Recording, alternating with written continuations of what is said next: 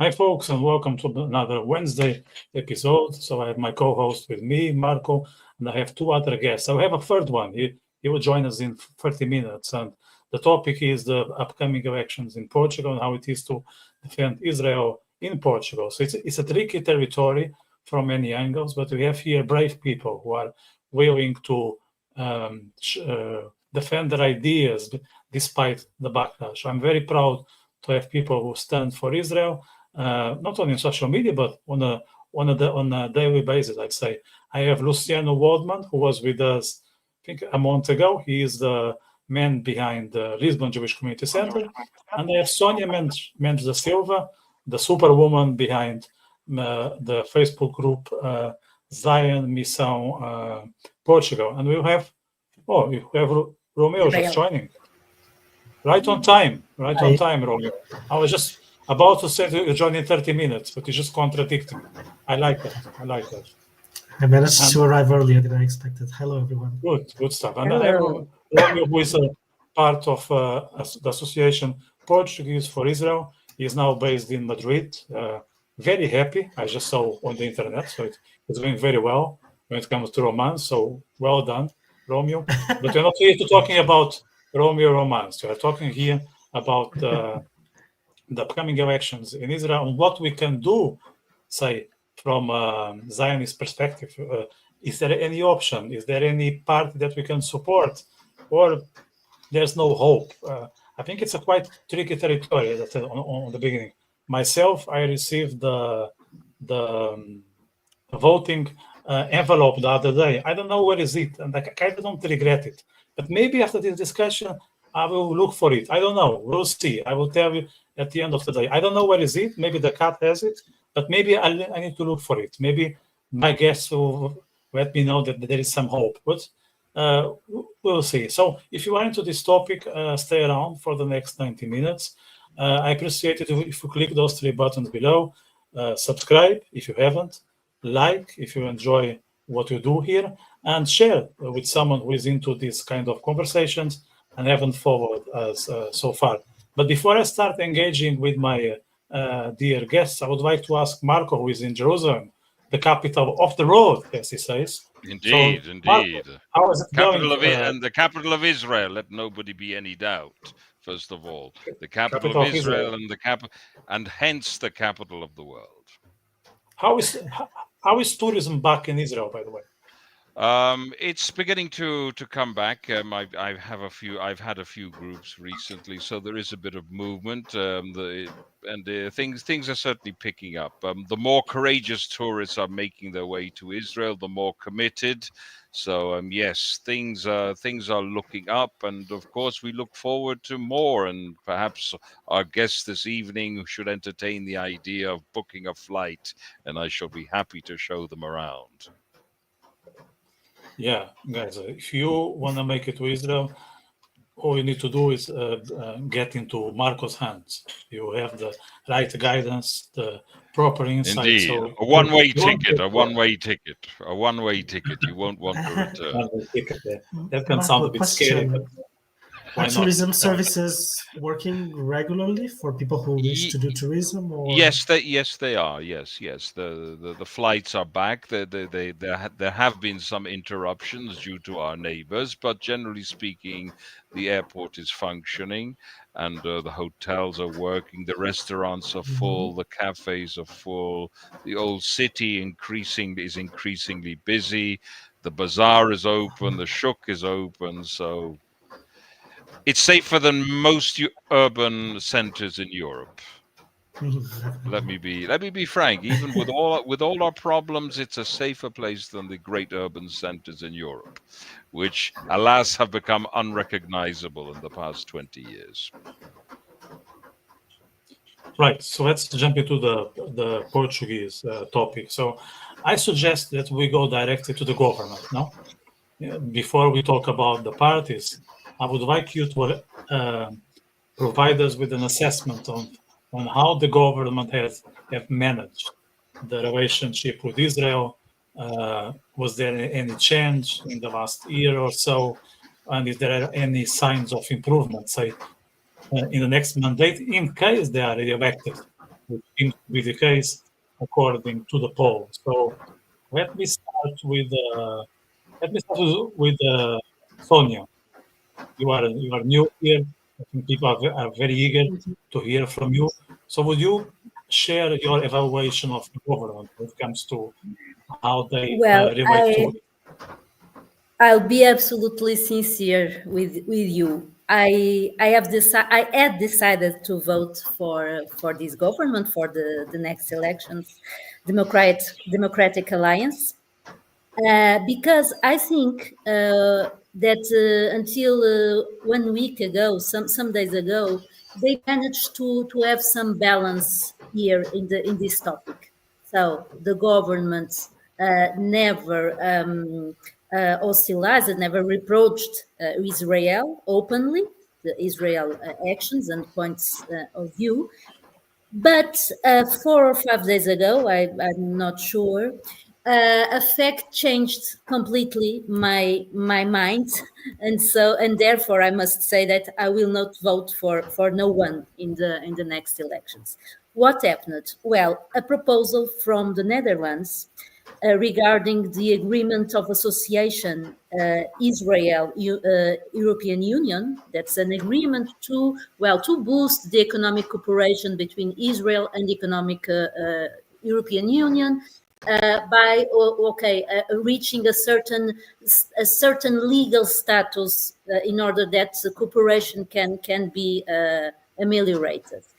And so what was the proposal? To review, this is a metaphor to me, to suspend that agreement between Israel and the European Union. So, and our government, this, in words of our Ministry of Foreign Affairs, agreed with this proposal from the Netherlands. And so I was very angry. And as you could see, perhaps in our Zion Missão Israel group, and to me, they are out of thought in these moments. Yeah, I'm not surprised given the fact that this government is very much Brussels orientated. So whatever comes from Central Europe, they will follow like a sheep. At least that's what I have perceived, for bad and for good. Mostly for bad, in my opinion.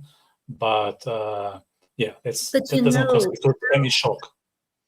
Sorry, Vitor, but it was not a Brussels proposal. It was from the Netherlands. So we could act differently if we decided so.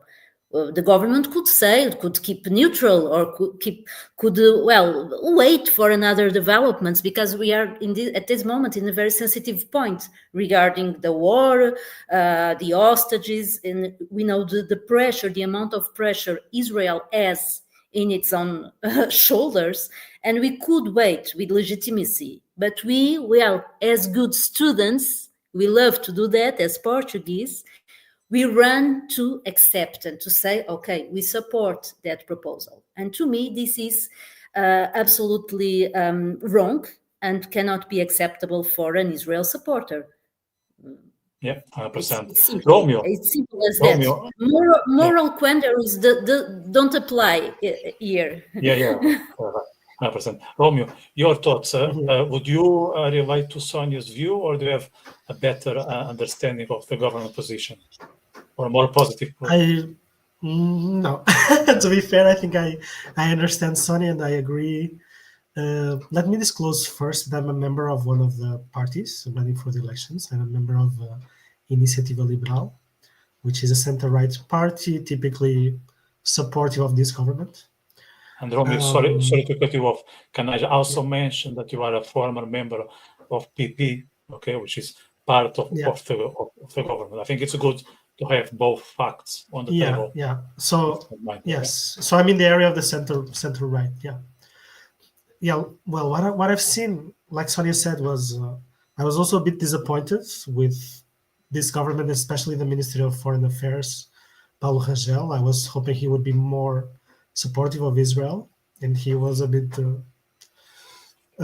sounded like could be from the Socialist Party, and then sometimes a little bit engaging in some hostile things that were promoted by other countries. So that was a bit disappointing. But I want to make sure it is noted that typically we see the party that goes into government tends to moderate. So the Socialist Party towards Israel in government was kind of center, and the PSD, the right, also moved towards like the left, towards center. And I do think most people in the center right and the right are more supportive of Israel, and people in the left, they now are it's very divided, so they're against Israel. So when you have many people like in the parliament or local assemblies, you will see this split very clearly, the right tending to support Israel and the left against Israel. The Socialist Party now, if I'm not wrong, they say they want to recognize the state of Palestine. They never did it in the last 8 years while they were in government. And now they are saying it's in their platform, it's in their program, they want to do it. So I also feel a bit disappointed with the center-right government, but I want to make sure people understand that if they don't vote for an alternative or for the most pro-Israel alternative, they are allowing for people to vote and to give power to the left, which wants to recognize Palestine and to be openly against Israel. So I think we have to think about it and make choices which are always not ideal in politics, and see what we prefer. But I agree that it was a bit disappointing, this government towards Israel. I was expecting more support. For instance, also with the hostages. When we had October 7 and we had Portuguese hostages in the hands of Hamas, we saw that the government increased the speed to give citizenship for one of the hostages that was in the process of getting it. And they gave it to this hostage. And I never saw our prime minister or the foreign minister talking about the Portuguese hostages with Hamas. That was very shocking. So it seemed to me that it was worse than with the previous government, that at least did something a little bit to help. So yeah, that was shocking. I think different parties have different positions. Maybe you want to go deeper into that more later in the debate. I don't want to steal time from other people. Yeah, we go for that in a few minutes. I just want to pass the ball to Luciano, who I think he has the worst opinion of the government between the three of you. Am I correct in saying that, Luciano? You're right. But more than that, I want to say some things to start with the government of Portugal. I think the moment what they try to show is empathy for the Jewish people from Portugal. So as a good example, Pedro Delgado Alves, he's like the vice of the group of the parliament of the Socialist Party. He started to reach out the Jewish community. The first thing. Yesterday, Rodrigo Saraiva from Iniciativa Liberal, it's from the party of Romeu, have talked actually with the Israelis. They try to show kind of empathy to Jewish community and also to Israelis. It's funny also for me because more than that, Paulo, Paulo Rangel, was in Israel. He met actually the family of the hostage people, and then when he back to here, he say, "I defend the solution of two states," So it's kind of, I try to show I'm very impartial. I have empathy for the both sides, and I think sometimes actually you need to break a little bit that. So I must say, it's I know people don't really like what they're gonna say now, but the only party actually that really defend Israel and support Israel is Chega. That's the truth, and you can see that with Truth Pedro Frazão.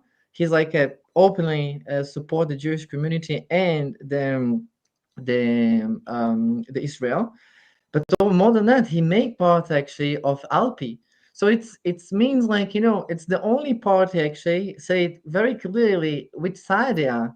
And I think people here in Portugal like to catalog people and say, oh, they are far right, and no, these people is crazy, all these things. But I must to say, maybe it's time actually to change things here in Portugal actually, and give to Portugal a different reality. You don't like, but you need to change, And for the Jews and for Israel, I must say Chega is the best, is the best option. More than that, I would say something else, something is the reality you talk about in Israel. It's very far away from here. Something else, the reality of the Jews here, because we suffer also. When people coming to the Jewish street and do graffitis, and when people place all over the city posters and of a terrorist people, and they actually allow it people because here in Portugal you have a law and say if you do a political propaganda, you can do panels in the streets, and we have huge panels pro-Palestine here. So something is wrong, no? So something is behind that. So when actually, the Socialist Party, the PS, come to talk to us, we know very clearly actually what's the opinion of them, And also more than that, usually it's crazy because usually when you have Socialist Party and you have Communist Party in in some in some departments in the government, oh, believe me, if you say you are Jewish, and especially if you are Israeli, oh, they're not gonna prove and they're not gonna help you at all. So I must say, because I suffer with my skin actually every day about these parties, because we deal with them, we talk with them. I must say, listen, everyone, it's paka talk too much, promise things from here to the moon, but on this day is actually the only part is Chega. That's the truth. Sónia and Romeu, I know you want to jump on Luciano because of Chega, but we will talk about Chega in a bit. I know you are eager to reply back. I don't want to jump on Cristiano, yes, but I want to comment on that. Yes. Let me just close the government topic before we talk about Chega. I know you are eager to do that. I'm eager to do that myself, but let me just close the government topic before we move on. So at the moment, for people who are not aware of, the Lisbon mayor is also PST, which is the cover of the current government. Do you see any difference between the local power in Lisbon and the government? And if there is a difference, is there any sign of hope coming from Lisbon, the central city, Romeu? Well, what I've seen from the mayor of Lisbon, and it's normal because he has Jewish family, is that seems very pro-Israel and very connected to the Jewish community. I don't know up to what point individual people do influence the full government. I hope it's a sign that in the future, if Mayor Moedas becomes prime minister, he'll also be very, very pro-Israel. Yeah, I don't think I've a lot to add on that. I was more connected to the politics of Oeiras, local politics in Oeiras, another city. There, the mayor did, for instance, vote in favor of condemning the massacre of October 7 and invited the ambassador of Israel to visit to show his condolences and lit up the city hall in Oeiras with the colors of the Israeli flag and put up the Israeli flag in solidarity. So I think that was a nice gesture. I didn't see so many more things happening there. I think I was suggesting that that Oeiras could be a twin city with Tel Aviv, but someone mentioned that capitals have a rule that they must be twinned with each other, and so it would be Lisbon because Portugal recognizes Tel Aviv as capital of Israel. So Oeiras wouldn't be allowed to do that. Romeu, I wouldn't dare to say that Tel Aviv is the capital of Israel in front of Marco, just for your... No, It is not. It's a fact that it is not, right? But for the Portuguese government or Portuguese law, I don't know, they think they make up that Tel Aviv is the capital, and so they only let like Lisbon twin with Tel Aviv and stuff like that. Indeed, I fully indeed. agree. It's not. We cannot just make up capitals, right? We No, cannot. no, no. Another But you're country. you're in good company because most of Europe does follow that line. Although some countries now have taken the initiative, such as Hungary, I believe Slovakia, and a number of South American countries are in the I think it's process like of Kosovo moving. also, no? That recognizes I believe you're right. Jerusalem. Yes, yes, they're moving their embassy to Israel, to Jerusalem. Sorry, which de facto is the capital. It's undeniable that all the institutions, with the exception of the Ministry of Defense, are in Jerusalem. So, I mean, if the Portuguese and the other Europeans want to live in a sort of make-believe world, which I believe they are, to be honest, they do live in a make-believe world, and this will have also repercussions on the home front, because all is not well in Europe at the moment, as you well know. The societal turmoil is being underplayed. And I would just like to mention an episode the day before yesterday, the speech by the British Prime Minister, where he has finally realized the danger of immigration. And he basically took his cue from Nigel Farage, who's been banging on about this, justifiably so, for many years. So something is changing.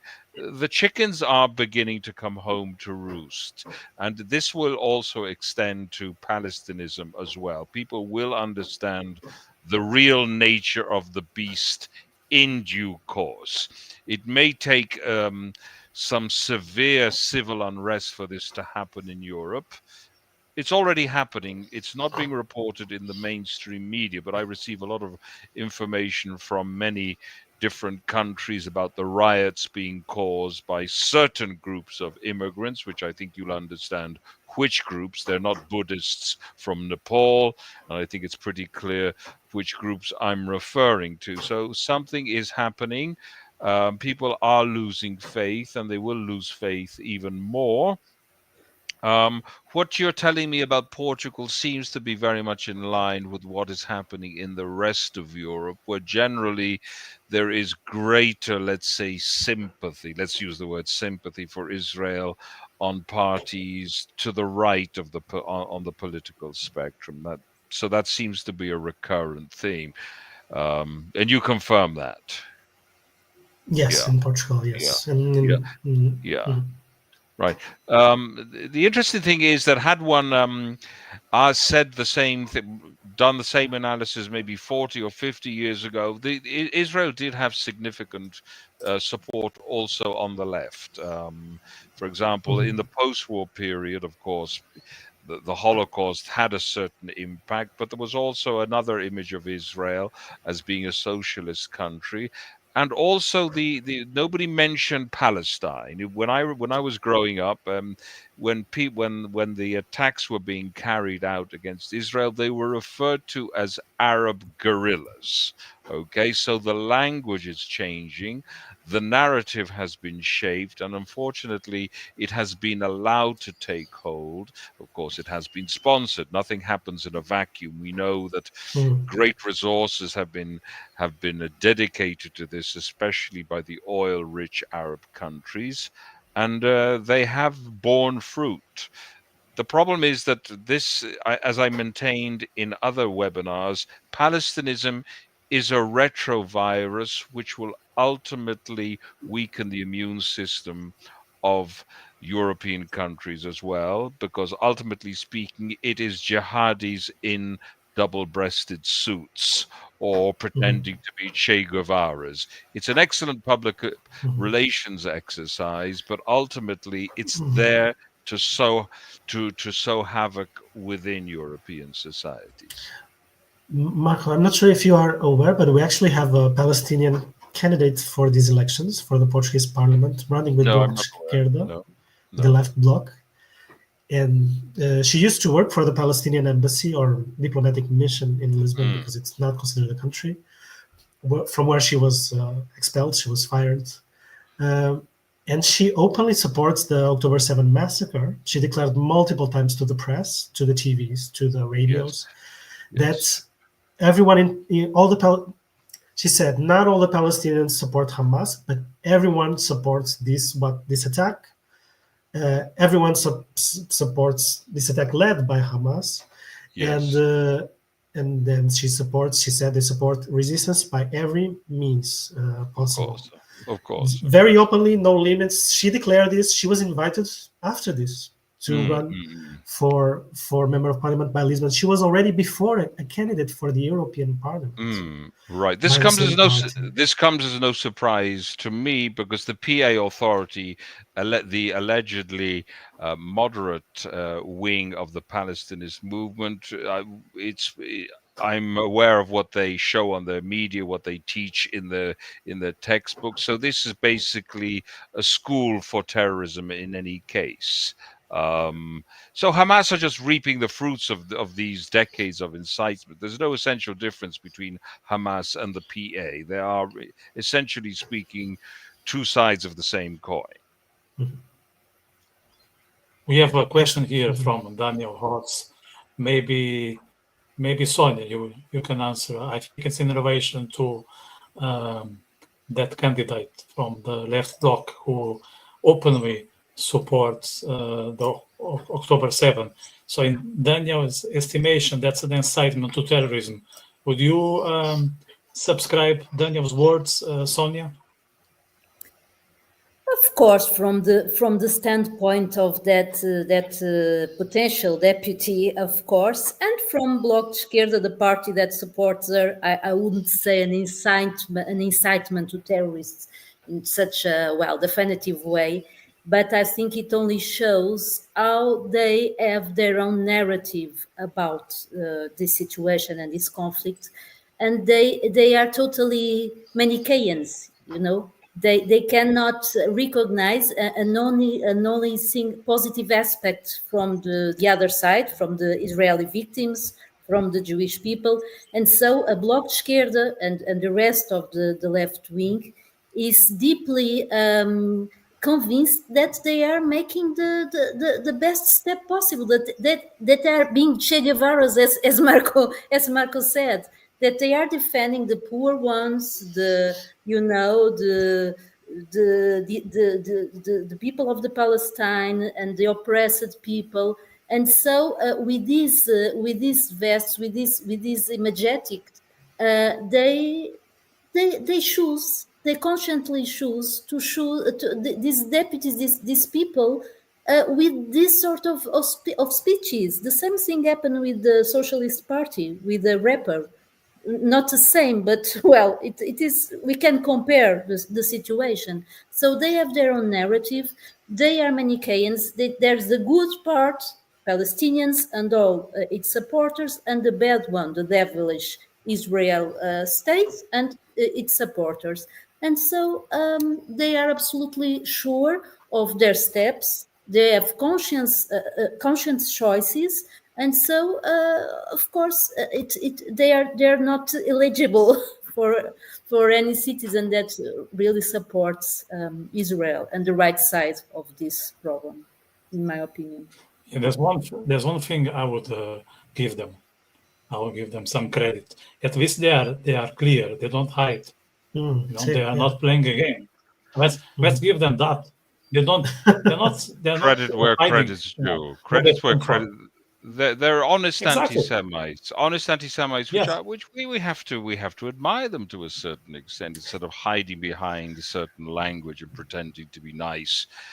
Because on the other hand, we have the necrophiliacs who love dead Jews. Okay, everybody was showing solidarity on October the 7th. They were lighting up the town halls, but de facto, when they promote anti-Israel policy, they are promoting genocidal ideology, and this is what we really need to hammer home. This is what Palestinism wasn't born to accommodate another political entity.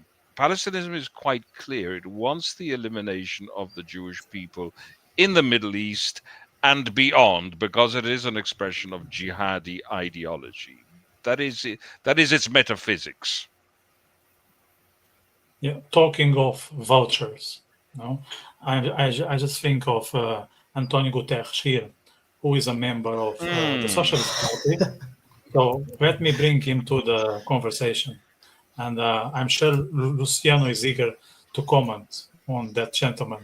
So, how much of a nightmare if the Socialist Party, which in my opinion is a wolf covered with a sheep outfit, how much of a nightmare would that be if those guys will get back into government and they will be heavily supported by Guterres in the UN? How much of that is a nightmare in your understanding, Luciano? My understanding, it's amazing because now if they want to recognize actually Palestine, for me is a totally failure of actually of the government. Why? Because after October 7, actually we need to reflect and think about Israel, about the Middle East, about the changing of the world, about the end of the Western world, about immigration. We have a lot of thoughts, but actually to recognize the Palestinian states is to say, you see all the bad things you did, all the terrorism, all like the crazy things you did. Now, I grant you with, with this recognition. And for me, it's crazy because actually after October 7, okay, so the Palestinians subject back and people talking about, they have explosion of this anti-Semitism. They're talking about more and more about the recognition of the Palestinian people, about who is the Palestinians and so on, so on, so on. No problem with that. Everyone can define and feel whatever they want. Identity is something very colorful. We don't care. But in the second hand, how people jump on that, the thing is okay, maybe let's think and even also judge and say to them, listen, what you did is very wrong. People are actually cheering about the things the Palestinian people did, and say Mortago is for me is a good example. Now I know it's a dead party, but then talking about this woman that actually have trying to be part of the parliament. So she gave to Mortagua a kafia, okay? And then Mortaga did, it's funny because they don't like the capitalism, they don't like Instagram, they don't like Facebook, but actually they promote and pay very well actually Instagram and Facebook to promote themselves. And what you say, what they say in there, Palestinian people will win. They're gonna win. So I must say, how, why, and I think this show actually in the end how much the Socialist Party is not prepared actually to be in the to be in the to win and be part of the government, be the government in the end. Sometimes, so it's better sometimes to be impartial. So no to here, no to there. Neutral, it's fine. But then Gutierrez is a good example for that too. He need to please everyone, and then he say, "Oh yeah, poor people, they die in 7 October." But then, you see comments. It's worse. He justified it. He said it didn't happen in a vacuum. Yeah, that was absolutely outrageous. If you'd only been just a little bit solidarity and be like, "Oh, I'm so sorry." Outrageous. I agree. It was evil. It was evil.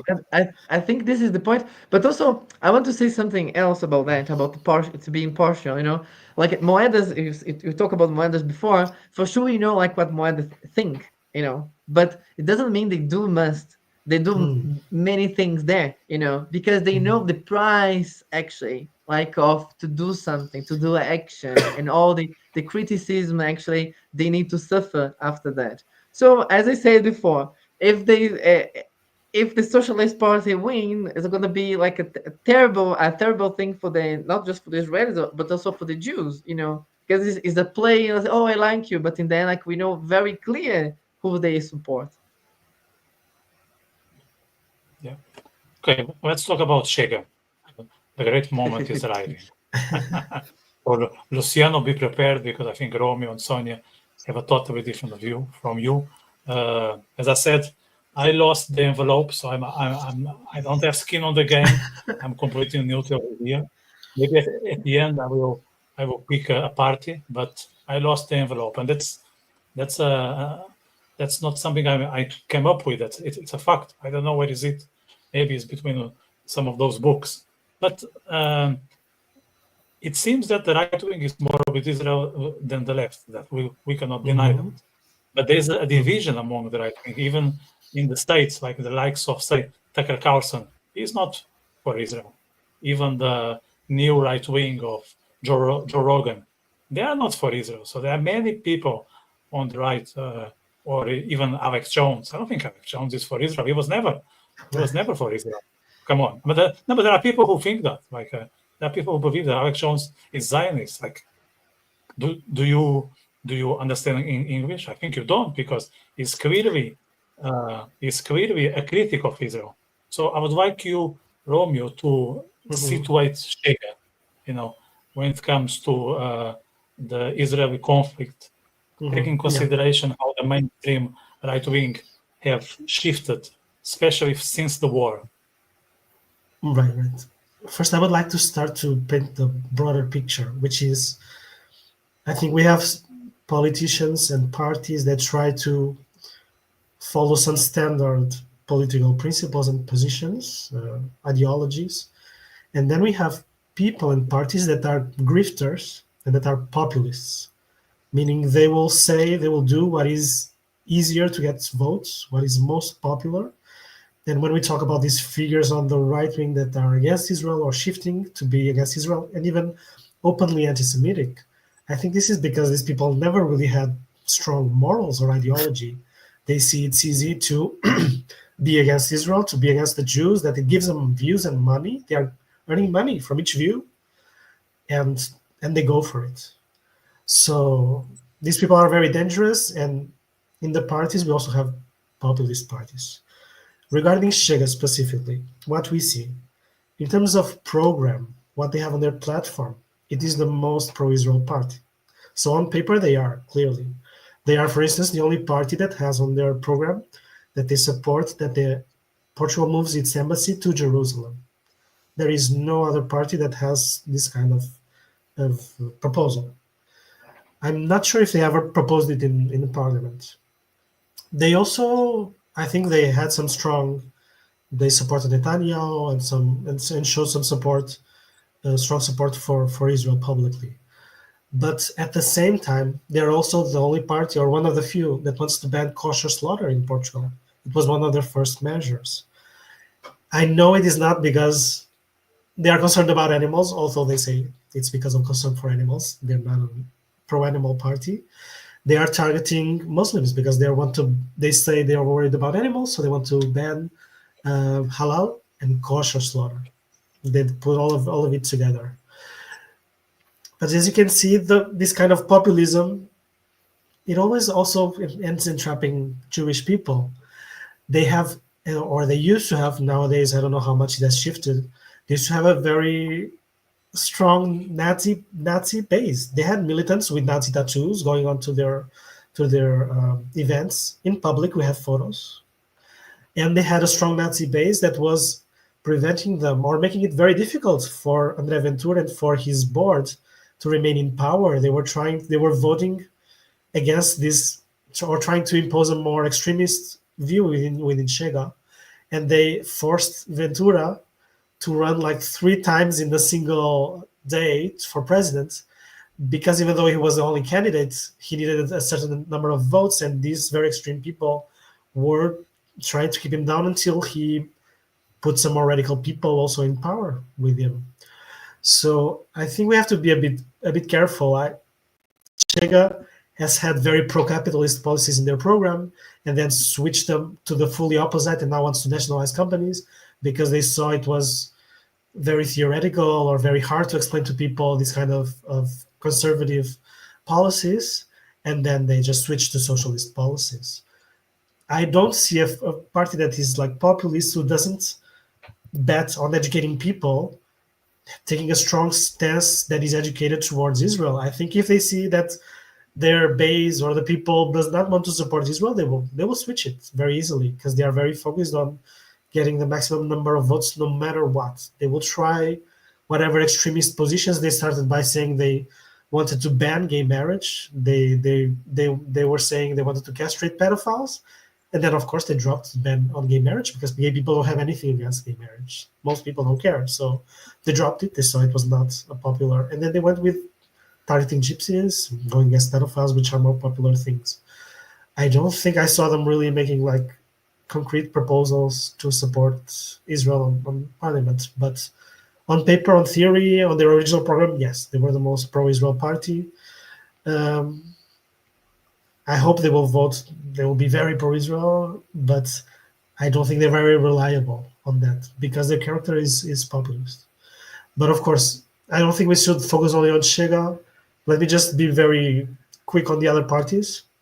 So Left Bloc and Communists, they are totally against Israel. Like there's no chance over there. Romeu, sorry to cut you off. We'll get into those parties in a bit. Right now, I want to focus on Chega. And I would agree with you. They are not known to stick to their word. They are volatile. They will go with the wind, and sometimes they get it right more than any other parties. And I give them that, but I can also recognize the pattern that they will stick to what is useful. So they're not really ideological. They will do what is convenient. Now, many parties do that, but Chega is very professional when it comes to this. But like my opinion of politicians is we also need to use them. And if they are the ones that are more pro-Israel, let's use them. Let's use them until we can. Politicians are there to serve the people. That's the goal. That's my perception. Would you relate to my comments, Luciano, when it comes to Chega, or do you think they are pro-Israel by default? First of all, what Romeu said about the pro-Nazis and all these things is right. Like I'm really following like all the pages, and you can see very clear like they have like a very anti-Semitic like content. That's true. He's totally right. Like and also he's right about like if they want to fight Islam, and this is one of the biggest agendas of Chega, and they really want to fight Islam because they really believe this is going against the values of the Judeo-Christian, European white ideology, like so for sure in the end Judaism have an impact on that. That's true. But in the second hand, I need to say two things. First, as I said before, Pedro Frazão, he's really pro-Israel, and he really like his device of like Chega. So like he actually do but things. Careful, he's the one that proposed banning kosher slaughter in Portugal. He's a veterinarian. I know that, but he have been in the demonstrations. He have been like part of like many things as Alpi, like so. It things I agree with you, But the thing is, I as also like Vitor say, like sometimes is the situation, and then you need to play because then like further to have a dialogue, and then you can say, listen, maybe you can, make a kind of regulation, have a dialogue, like it's on the agenda, right? But then you have a place to talk.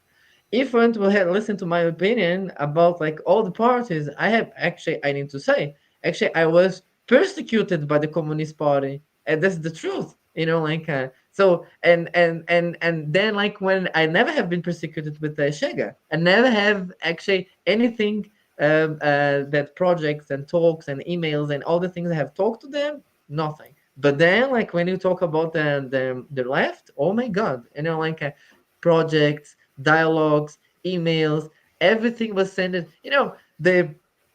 We try like simple things, monuments, to try to talk about, let's do a panel, we'll talk about like I give an example.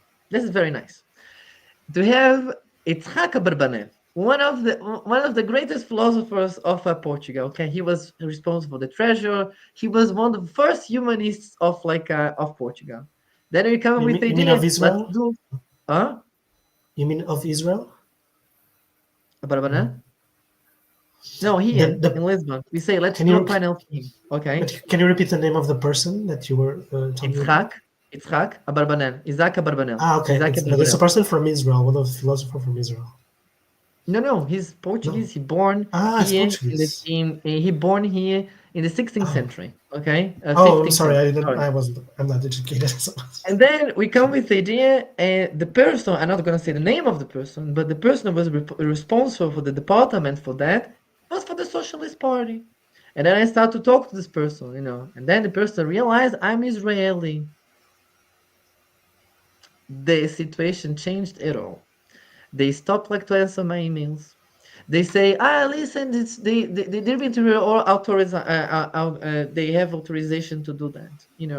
And then you see more and more after October 7, like an explosion of panels of flags of Palestine and everything. Listen, this guy born here in Lisbon, in the Judea of Lisbon, and they think that's not legitimate to have. So if this kind of teeny tiny things of persecutions happen because the person behind the project is from Israel because he's Israeli, and in fact I'm Israeli, that's fine. But then, I don't see this from Shega. Sorry to say that, this is the thing, this is the truth. And the only part that actually in the end say, okay, I'm gonna support you, Shega. So let's dance with them and let's see what happens. But I think we need to stop to be impartial in Portugal. This partiality is annoying already. Some for 1 year I didn't get any kind of invitation for any university and any school. You know why? And I know the people. You know why? Because they say, I'm afraid of my students. This is the kind of things you want?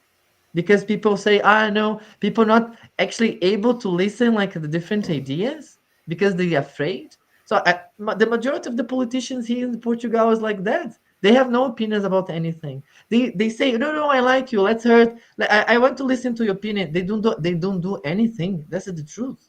No one actually have strong opinions for anything. So people need to change. Don't like Chega. You know what? Maybe it's not the best actually party we have, but die is enough. Let's change. Let's give the chair to someone to do something else. Maybe things can change. People are afraid. I'm afraid of change too. It's not easy to change your reality. It's a challenge for everyone. But at least we know more than that. If Portugal all the time a goal as a good student, as Sonia was saying before, maybe it's a little bit good to be a revolt once and say, listen, what's happening in the European Parliament is not really what I'm aligned. I don't like the ideas there actually, and then actually the woke ideas is very strong. They say, we support Israel, but then you see all the time actually again and again any kind of a discourse against Israel. So it's not logical for me. I need to say that it's not logical for me. So I think in the end, we need a change, and this change, thank you God, in my side. Apologies, I was kicked out. As I said, I had some technological drama since I'm back from Africa, so maybe you'll stay with me for another week or so. Sonia, let me pass it to you. You don't seem to see Ventura as an ally of Israel. You don't really embody that cult of Ventura, do you? I would rephrase. I don't really care. Vitor, that's the truth. Because to me, we cannot take the global ideology or idea, let's say, less noble of a party for a part, or the contrary. What we see in Chega is something we never knew in our parliaments. They are absolutely shameful in their attitude, even inside the parliaments, namely with the deputies, with the women deputies.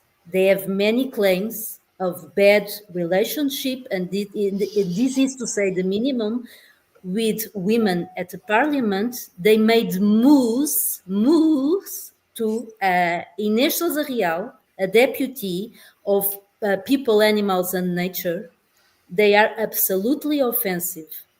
In their electoral campaign, they did some awful things to people on the streets. They made comments extremely wrong and unacceptable.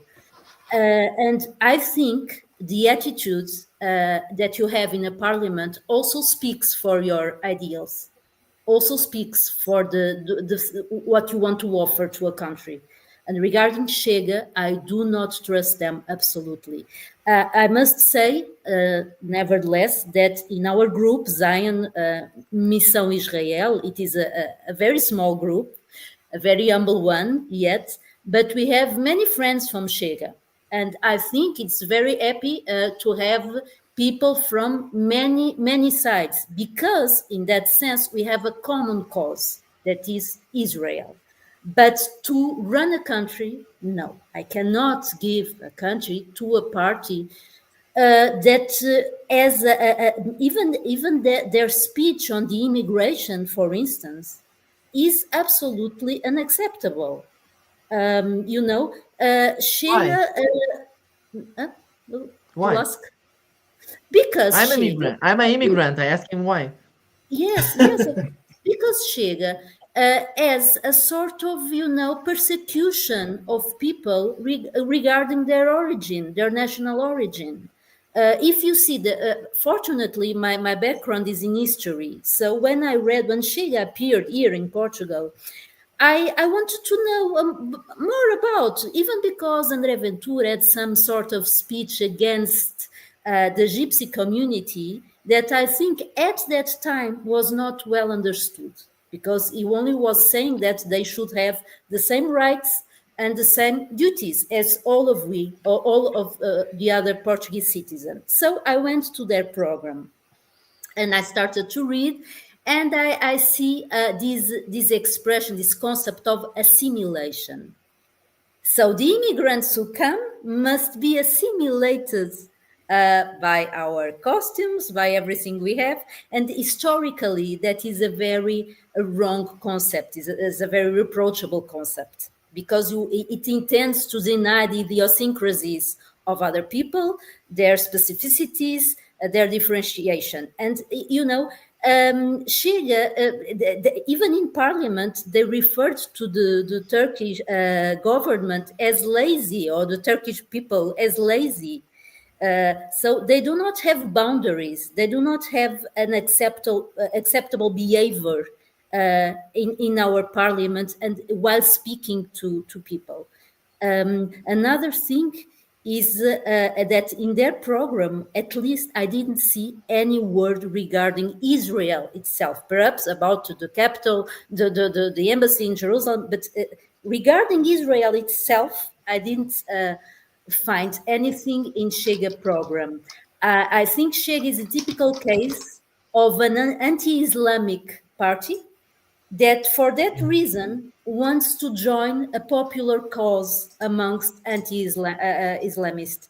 And believe me, it is very hard, even with such a small group as I have, to check out if we do not have people there treating immigrants as garbage, or supporters of xenophobic groups. So it is very hard to do that, because we want a clean defense of our ideals and of our pro-Israelism, but we do not match with certain behaviors, attitudes, and principles at all.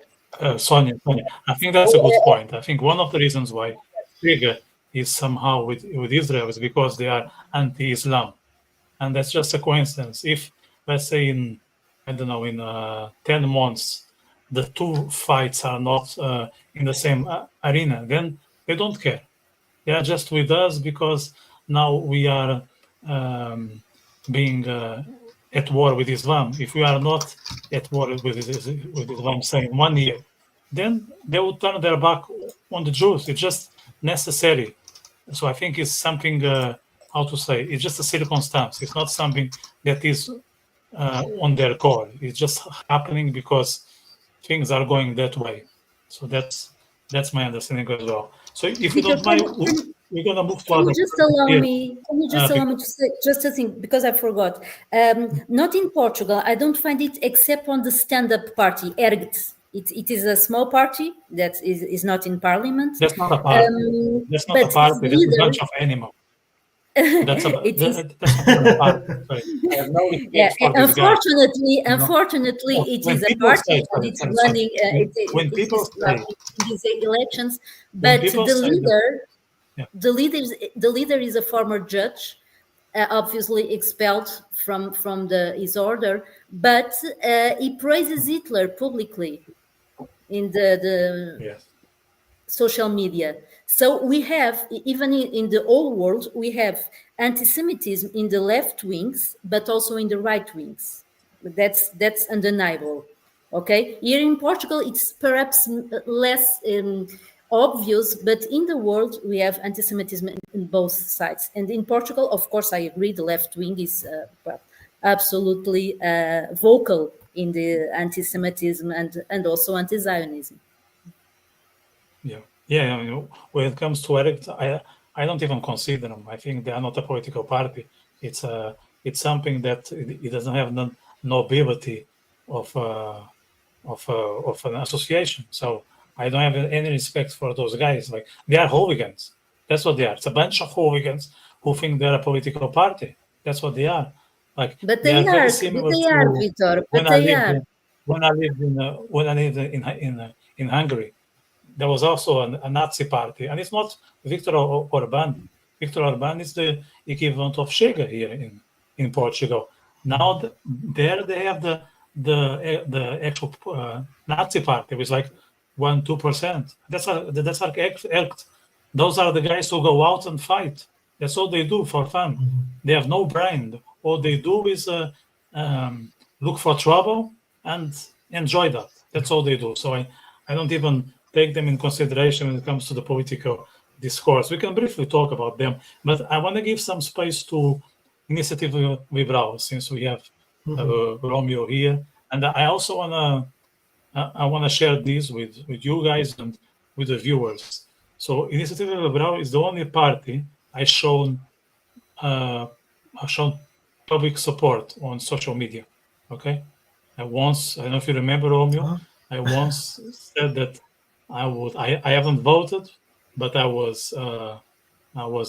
think I just disappointed Sónia there. But I'm a big fan of their financial views when it comes to the economic program and all that. That's where I give them a lot of merit. But when it comes to geopolitics, I don't really understand them. I don't like how they approach the cultural wars, and that's what makes me not a massive fan of their program.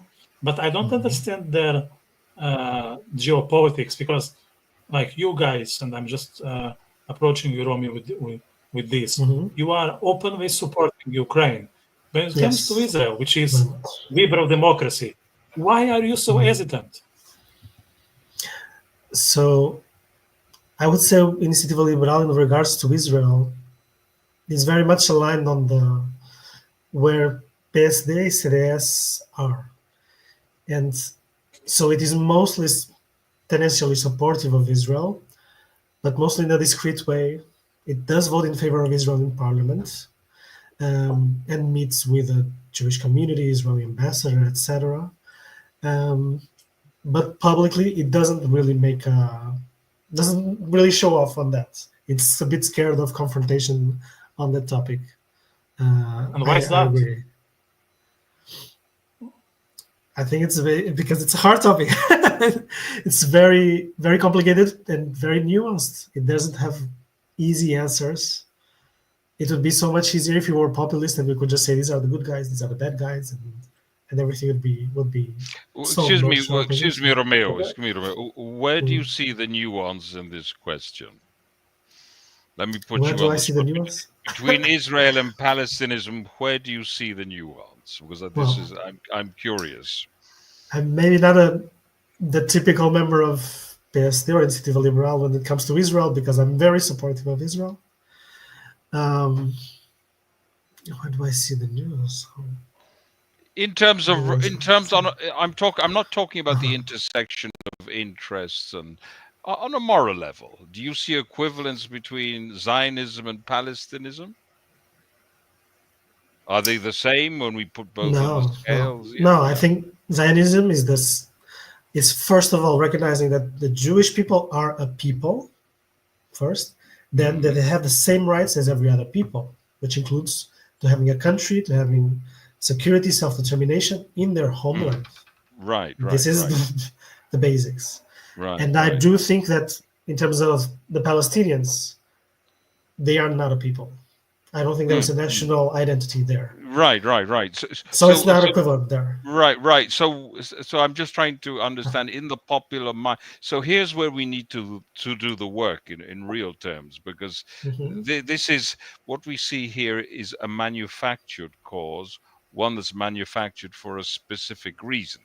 One can understand one's has economic interest. This, that, there's multiple the reasons. yeah, Multiple interests. we can understand that, of course, and indeed, the perceptions to a great extent changed because subsequent to the 1973 war, basically very often the Western economies were extorted.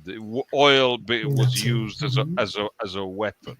But at a certain point, hard decisions really need to be taken because with oil, you become an addict. And at a certain point, once you become an addict, you lose yourself. And that's what's happening to Europe. Europe is losing itself.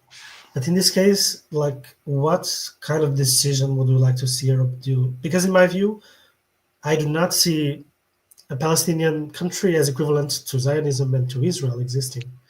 But I also think that Israel would not benefit from absorbing millions of Arab Palestinians into their own country.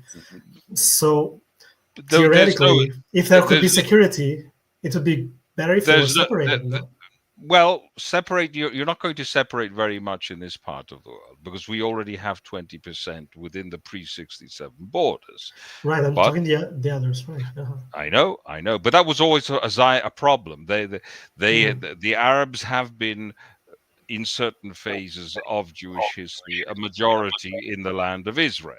They became a majority because the Jews were forced to leave, or indeed some of the so-called Palestinians themselves are of Jewish origin. What most people don't know is that most of the so-called Palestinians are the product of a very recent migrations attracted by the Zionist enterprise itself. So we essentially need to say, this is what we need to hammer home.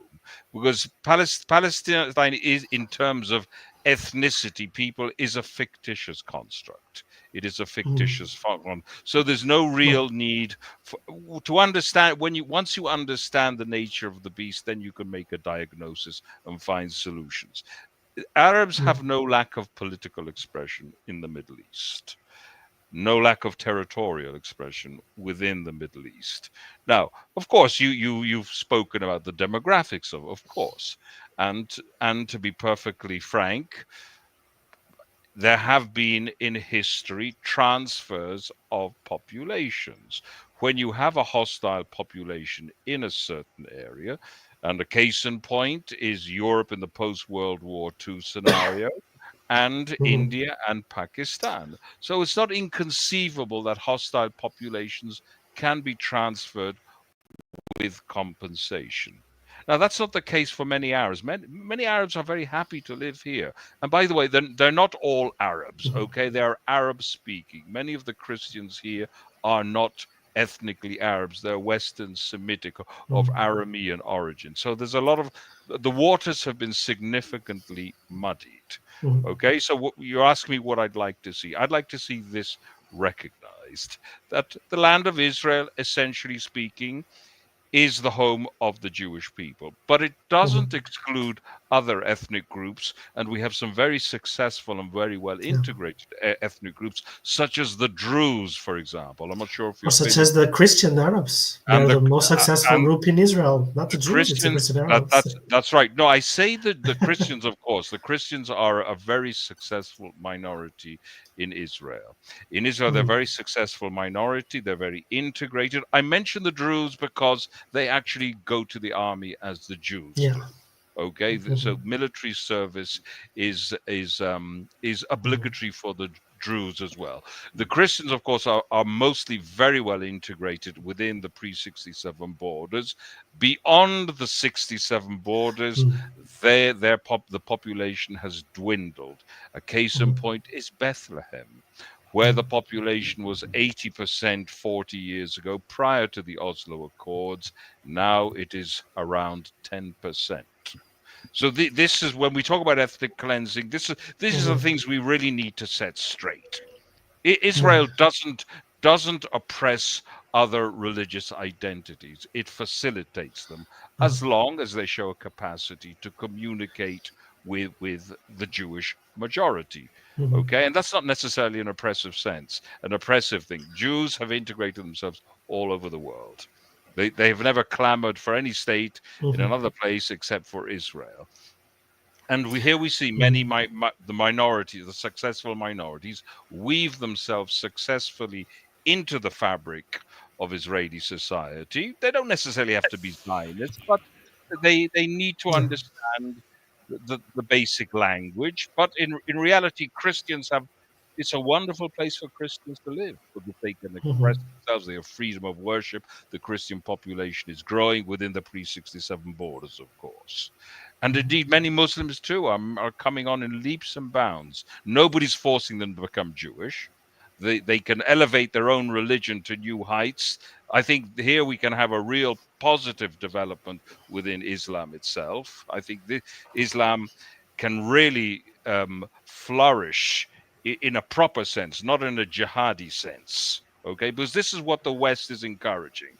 The West is encouraging jihadi Islam, and jihadi Islam is a form of Islam that doesn't contemplate existence with other peoples. It has to, the other peoples have to dissolve within the greater Muslim body, and this has historically been the case, and this is the ideology of the Muslim Brotherhood.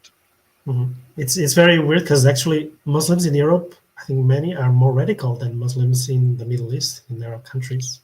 And sometimes they are shocked that they go to the, well, many Muslims from Europe went to fight for ISIS. And they are shocked to go to Turkey, for instance, and see Muslims drinking alcohol. That's right. But Turkey is one of those. Turkey is a strange example. We have they have a prime minister who is, essentially speaking, an Islamist. He's an Islamist. He supports the Islamists in Syria now. Everybody's embracing this delinquent with blood on his hands, from President Macron and sadly President Trump too. And I don't think this is going to reflect very well on anybody who associates with these individuals. It's going to backfire at some stage.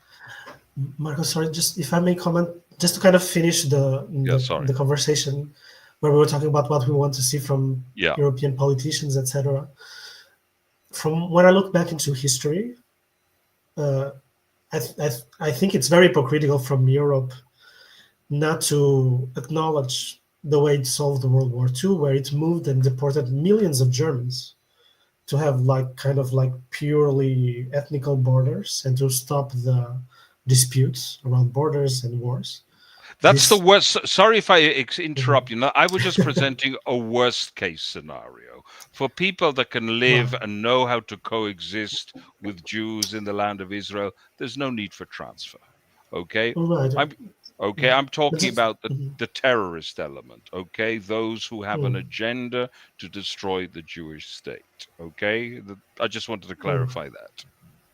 Right, but then you would also have, if we would not have a separate country for Palestinian Arabs, there would still be millions that would either be voting in Israel, no? No, not necessarily. Not necessarily, no. Then they would be living in a separate citizenship status, no? There are many possibilities. There could be there could be autonomy. They could vote elsewhere where they have political expression. There's no need for a Palestinian state which was conjured up in the 60s. The whole notion of Palestinian nationhood was conjured up in the 60s with one. But we don't have to apologize for this. I think people have to look this in the face. Palestinism was conjured up in the 60s for the sole reason of destroying a real state. Okay, and there's abundant. We have abundant. They say this themselves. Okay, there's no shortage of material which attests to this. You see, to talk about the demographics is to be blackmailed, essentially speaking. So to say there's no other possibility, there are plenty of possibilities. There are plenty of possibilities. There can be local autonomy. There can be population transfers. The sky's the limit. Okay, it's not as if there's some physical problem here that can't be resolved. It's a problem of goodwill. Yeah, I think with the morals that we have as a Western civilization, I would like to see us try to move past the population transfers, because, for instance, we saw the how do you call it? The Gaza disengagement in 2005. Yeah. I think that was awful. That was ethnic cleansing of Jews executed by the there Israeli you go. government. Well, these people were not dangerous, right? Far from I it. would like to see other types of solutions. They should have stayed there. But yes, but there is a qualitative difference here. The Jews in Gaza gave employment to the local Arabs. They behaved well.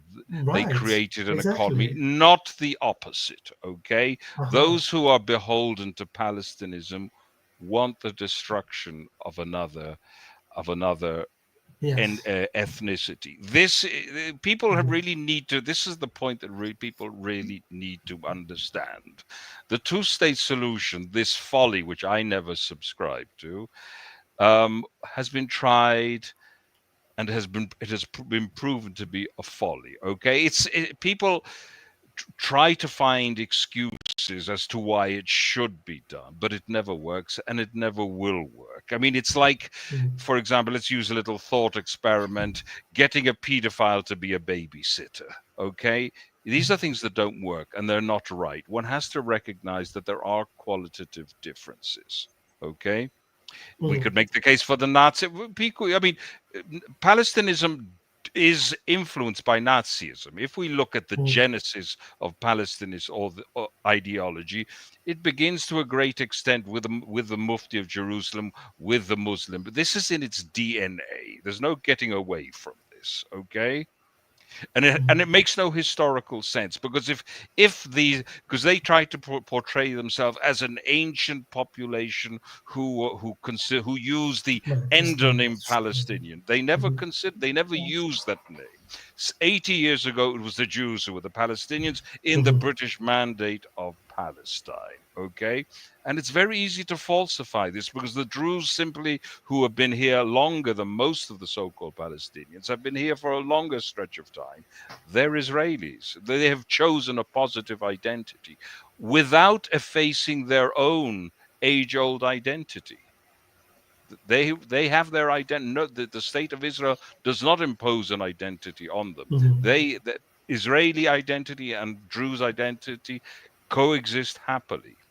They coexist happily, but that doesn't necessarily have to be the case for everyone. People can conserve an identity of living in peace and improving economically without necessarily being a Zionist. But to be an anti-Zionist and to work against the state, that I would consider to be unacceptable. You're going to have that problem in Europe as well, folks. You're going to increasingly see that you have populations that are working against the body of values which encapsulate your identity. Okay? This is the problem. You're going to have to face the music at some time, and it's going to have to and it's going to take hard decisions here. You're going to have to make these decisions. Marco, I beg your pardon? No, I'm just saying it's happening. It's happening already. Yes, it's before your very eyes.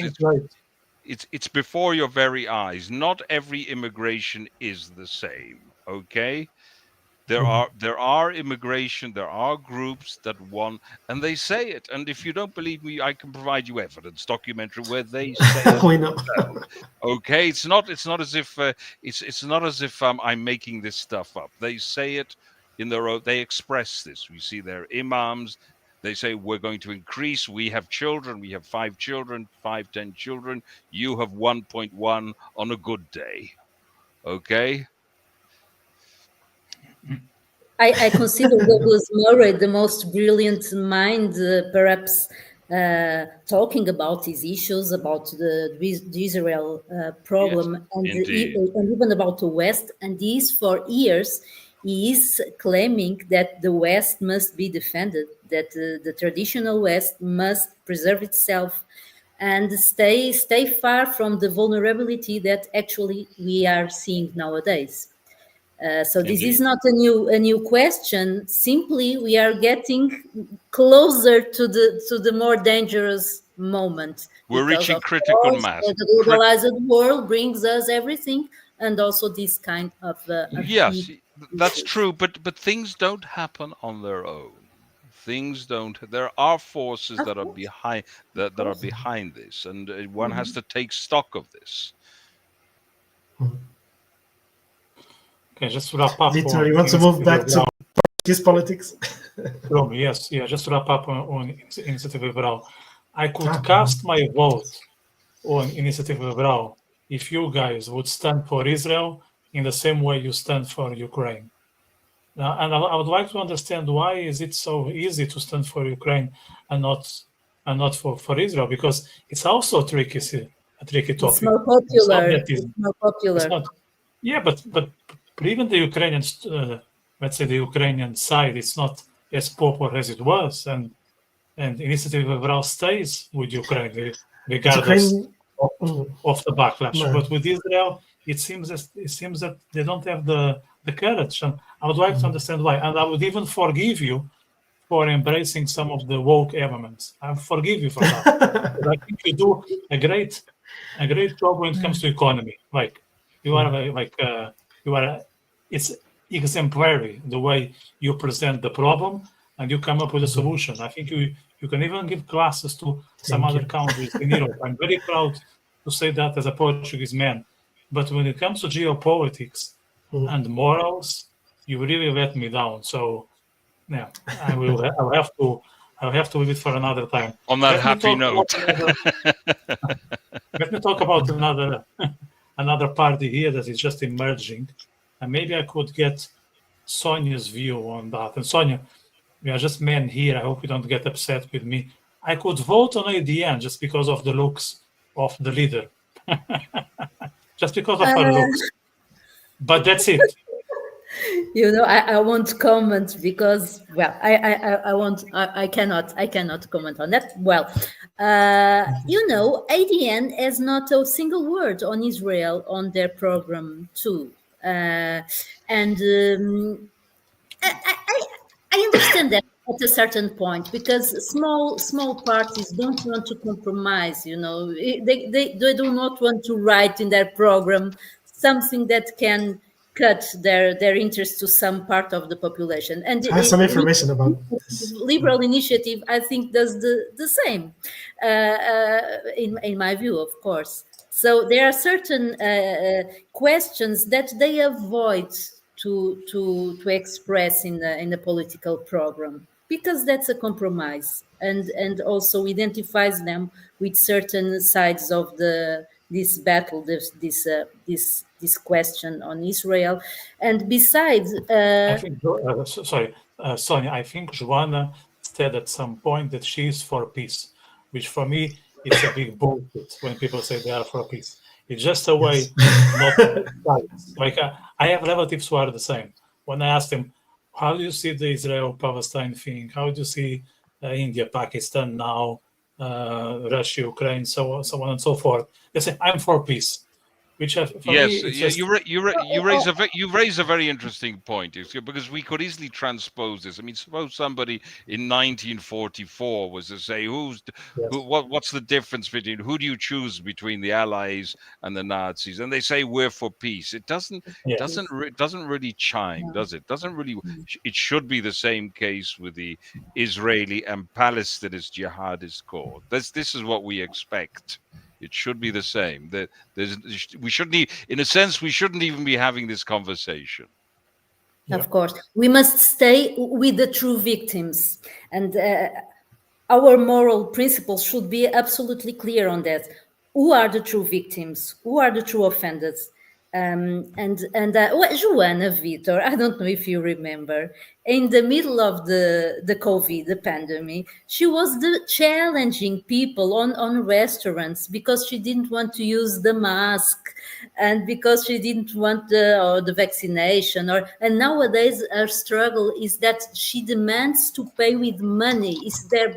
Is there big struggle in the stores? Sonia, I want to pay with the money, not with the disagree. card. So, Sonia, I don't disagree with her view. I just think she's an attention seeker.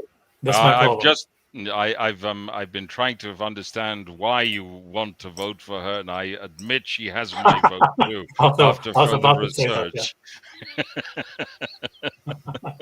You may agree with me.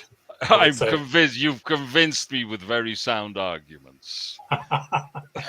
It depending on the date of the photo you are seeing, because she's changed a lot. Presumably. It depends. Vitor, can I add some information about ADN in Israel? I thought it was more about Joanna, so I'm a bit disappointed. As you know, I'm not so interested in Joanna's qualities. Vitor is very Vitor is very convincing. I am, but I just follow Vitor.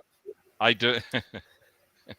So some years ago in Alpi, we did for one of the previous elections, we tried to reach out to the parties and get their positions on Israel. We sent a list of questions, and actually at the end was the only one to answer. They didn't have Juan at the time. They only had the president. I think it's the same president still. And I remember that the answers were a bit confusing, so I had to send them to confirm if they meant they wanted to support Israel or not, or like fight or be against Iran or not, because of the nuclear program and all this stuff. And they answered and they said, it's everything in support of Israel. That's it. every answer, every question in support of Israel. But nowadays, Joanna, I think, and at the end, they are very in that political spectrum of conspiracies, which typically tends to be against the West, against Europe, against US, against Israel. So when she says she's pro-peace, I guess she doesn't want to take a stand, and she probably sympathizes, I suppose, more with Russia, more with Palestine, probably. But of course, she's the one who needs to answer these questions. I'm just speculating. I don't think Joanna was like a base member of ADN or a founder. She was put now there as a figurehead because she's very popular, right? She's very visible to be like their leading candidate. So she could have a party to run with, and they could have a strong candidate. So I'm not sure how aligned she is with their core positions. Okay. But they were very pro-Israel when they answered to Alpi. Yeah. We have 10-15 minutes, and we haven't said a word about our good friends of the far left. Luciano, I will give you the honor to praise the far left when it comes to Israel. So be kind. I like the be kind. I think I don't want to attack anyone. I don't need to be unpolite to anyone. It's very simple. They have ideology, and they need to please the ideology they have. And it's amazing for me because like Trotsky was Jewish. Marx is a Jewish descendant, and many Jewish people have been part of the communist and socialist parties all over the world. They forget about that. It's funny for me. But then, it's very clear to the agenda of the left, actually, they need to catalog Israel, and they use this as a brand, actually. Like you see, like I'm fighting for the minorities, I fight for the weak, for the poor people, and like we're leading that we are the people with the voice of the weaks, and the Palestinian people is the best brand for them now. This is the present moment, to use kafi as, and to use like the red and black and like all these colors they use, and the red, like to use the watermelon and all these things. I think they have two things here. One actually is one way, good way actually to promote themselves. This is the truth, like, and this is the only thing they can do, is to use people too, like to promote themselves. By the way, I must to say also by the immigrants, like that's very clear. They want to bring more people here to have like more people to vote for them. This is very clear, because then like we say we want to organize things, and it's very clear also, if someone don't want to organize something, is because he's not work or because he's make a profit of it. It's very clear. And the second thing here, and for me it's very interesting, it's like how actually on these days Israel have like it's framed as like a white supremacy country, so it's go like against all the values of the left, and it's not truth, like I'm not want to explain about that now, but it's very easy also like actually to frame Israel in all these things as apartheid and like far right and talk about PP and all these things. And so we see clearly actually like from the beginning to the end, actually they had no one support us. This is the first thing, but the second thing, actually do have a clear persecution about that. I must say something about the center right or the center, okay? At least they don't have ideology against Israel and against the Jews, at least. So if you don't please them, like in any kind of, way to promote them, or they shift the ideology of them, like because is please like actually the target of them in different ways, they're not gonna continue to persecute us. And very clearly, actually, all the left, doesn't matter each party, all the parties actually, you can say very clear the support to BDS, you can see very clear actually the meetings they going to, like all these meetings pro Palestine. I don't have problem with that, but the thing is like when they end the speech of them, say like Palestine we will win, like the genocide of Israel and all these things, I think you don't have even space to talk about it. Like it's totally out of any kind of discussion about like to vote to any kind of these parties. And it's funny for me as something else, like how actually until these days, okay, why you don't like I must say something. Sonia, I really understand you like when you talk about like the way Shega speaks, okay? But also I need to say to Romeo, like it's very annoying that when people don't take actions, the people don't have, like any kind of opinions, That's just and it's annoying. very Can be annoying. hypocritical, no? If they say something It's and very don't do annoying. anything, or the So, opposite. but I must say, like, so also, like, we need to be fair to everyone. If you're seeking for peace, you're seeking for anti-violence, and it means for everyone. But it's in everything in your life. So if you have rights for everyone, you need to have rights for everything. But what I want to Luciano, say is about the Communist Party. Okay, it's funny because they use the right actually to do panels.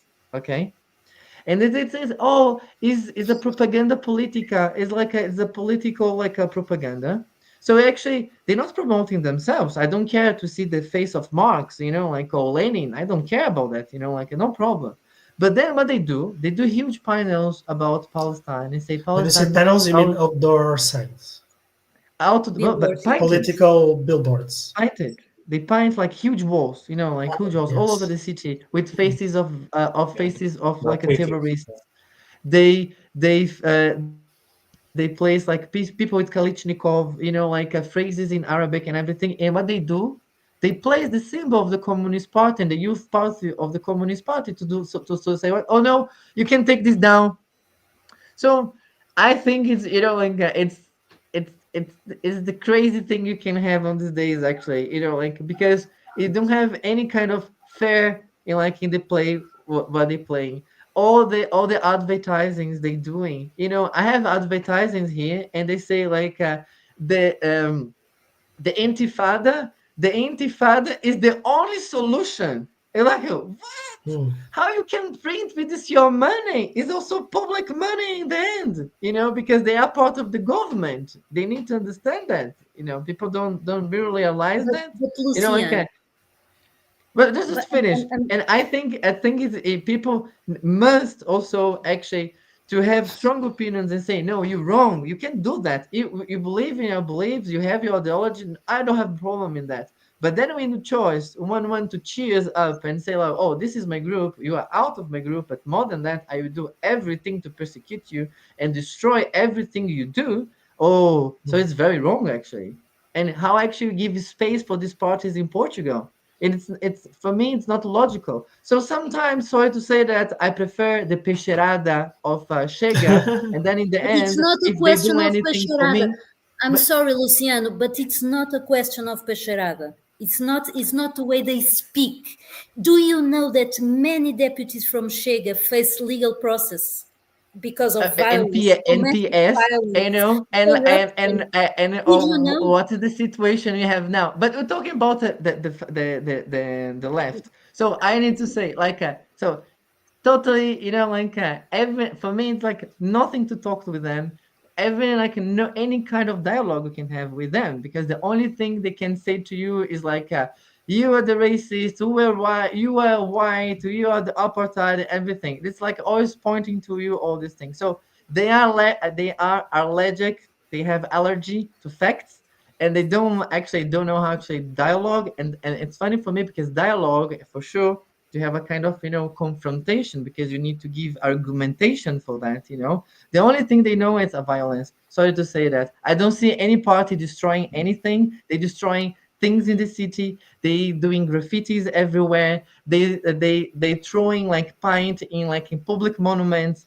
And people don't say anything, but then they can talk again and again and again and again about Chega. People don't see the violence of these people. People don't see actually how actually they are unfair with Portugal. Can you But no, can you and then conclude?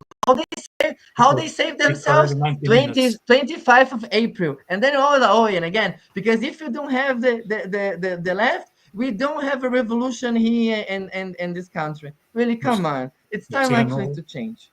Luciano, can you conclude? If You you are might say. Brazilian. I Also, conclude. Luciano, you should see how do they speak about immigrants and the names they call to many of them. You should see that and hear that. Because as a Brazilian too, I think you wouldn't like that. We will do a separate podcast on relationships And between on Portuguese and racism. Brazil. I promise. With Marco consent, I promise we will do a separate conversation. That okay? Just to finalize, I want all of you. Okay, let's forget all these useless politicians. You guys are way more noble than all of them. So I want you in 2 minutes, each of you, to tell what are you doing for Israel and how you can encourage someone to start advocating for Israel despite the backlash. But please, 2 minutes, Sónia. Well, as you said, we have this group, Zion Mission Israel. It's a very small group and humble, but we intend to prepare a march in Lisbon. It is also already scheduled for the 28th September in the Israel Embassy. We'll try to get, reasonable number of people there. And also we make other things. We write letters, we disseminate information through the group's Word of Iron. For instance, I write letters to soldiers in Israel. It's just a humble way of helping out and conscious of these limits. Okay, word of encouragement for someone who wants to join the forces, but they are hesitant because of the backlash. Yes, I think that all of our options in life come from our own moral principles. So if you are an ethical person, if you defend justice, if you are not afraid of any kind of reaction about your advocacy, you should first inform yourself correctly and then see that Israel never started a war without a previous provocation, that Israel has the right to have its own state, its own nation, and please just be aware of the facts. Don't be eluded by media or social media. You need to search by yourself. And I think that those conditions, you can be able to choose the right place to stand for. Good stuff. Luciano. So actually, we organized the first public protest pro-Israel in Portugal. We print actually a lot of posters and information for people too. Here actually always to have open and true dialogue with everyone. So actually this is the basis of the Jewish Cultural Center and the JCC, the Jewish Community Center, actually is to promote dialogue and faster dialogue between people. So I think the best thing to do, and it doesn't matter where you come from, is actually to be interested in the person in front of you, to understand who are you, what is Israel, what is Judaism, what is the values of Judaism, what is the values of Israel, how actually Israel was made.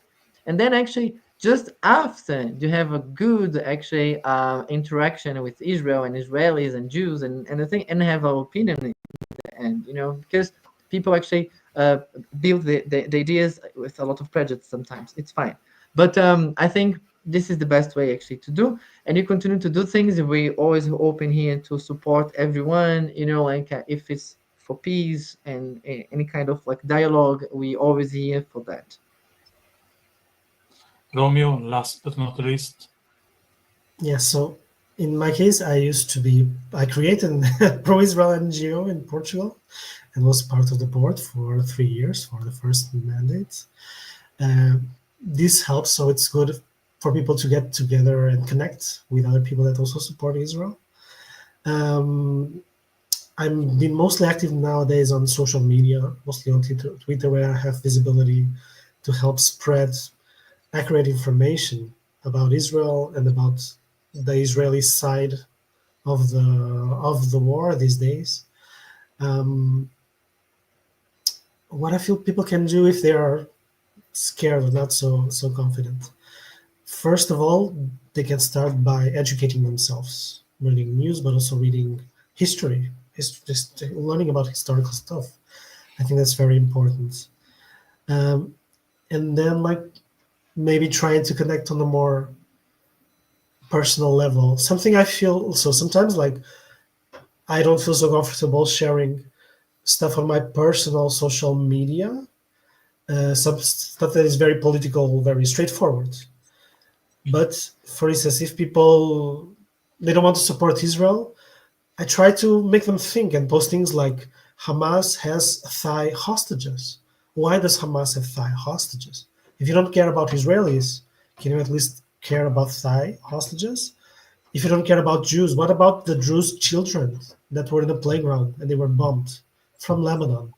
Why are Arab children being bombed by Hezbollah, by the Lebanese? Will you care about these children? So I post these things that are not directly so anti-Palestinian or pro-Israel, try to make people think that this kind of hateful ideologies, they affect everyone in Israel, regardless of ethnicity, even outside Israel, right? Even Palestinians that are confused as Israelis get attacked, or Palestinians that are confused as Jews. So I try to raise this awareness without giving people space to just be anti-Israel and just making it political, because people should think more a little bit more on the human side of it. But yes, it's very tough sometimes. I got some nasty messages on social media, and also after October 7, I was getting so many videos and pictures from the massacre in Israel that it was so awful. It was so hard. I had to get away. I couldn't even listen to Hebrew music or Hebrew for some weeks because it just reminded me of the screams from people in the massacres. So I had to take a little bit of a step back. But then, if you don't feel comfortable, you take a step back and then you come back when you feel more comfortable. I'm sure you are already recovered and you are ready for the Eurovision. I know you are a big fan of that. I'm being competition. accused of doing Marco, propaganda on Eurovision Facebook groups Marco, from Portugal, just Marco, because I post any nice things final about word? Israel. Any final words from you? I know you're not going to say anything about Eurovision, but about what we discussed here. Eurovision, I can't. You can't miss the Eurovision. Come on, the quality of the music gets better as the years pass. And you know, the Portuguese people gave 12 points to Israel last I year, know. as Very did good. all Western Europe. That And was this year due we'll do to. the same. I know. Very good, very good. I'm very impressed. You. No, I don't know what I can really say beyond what I've said. I think you have to get people to think. Those who can be, let's say, recovered, because some people have reached a point of no return. But I'd like to think that the majority are amenable to reason and to logic. So very often in my job, what I do, without trying to be too political, of course, as a tour guide, because you're not there to brainwash people, but to show people the country. But inevitably, they will ask you certain questions. So basically what I do is I get them to ask themselves questions. Okay. Question perhaps some of those things that had sort of solidified in their mind, and very often people will change once they start to join the dots, because very often they won't join the dots. They act on impulse. Very often they're Pavlovian impulses. They do get one side of the story. That has been the case for decades now. So one has to try and open things up again and to question some of those assumptions on which they have based their arguments. I think on a personal level. Then on a grand scale, one can't leave the squares and the streets to these people. The Palestinists lobby, the Palestinists rent a crowd. Unfortunately, fear is detrimental. You have to stand up. You have to stand up. So at the beginning of this podcast, I mentioned that I didn't have a dog in the fight when it comes to political parties. And the situation didn't change. All I have at home, as people know, people follow me on social media, it's a cat called Hanukkah. So if it happens that I find that envelope with the voting paper, all I do is I give it to the cat to toy with, because I don't find any other usage. So that's my conclusion for today. But I thank you for the insights. I agree with all of you in certain aspects, but as usual, I will surround myself with the cats and wait for a better opportunity when it comes to politicians. And next Wednesday, Marco, we are going to be talking about free speech.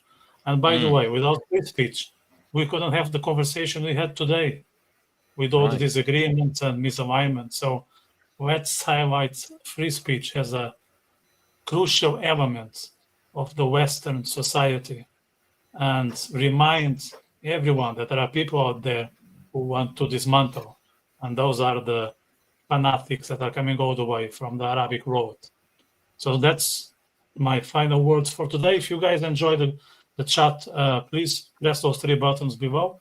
Award us with a thumbs up. That will express your satisfaction. If you know someone who haven't watched the conversation and are willing to watch it later on, because it's going to be stored on YouTube, share. We are happy to get the audience after the fact.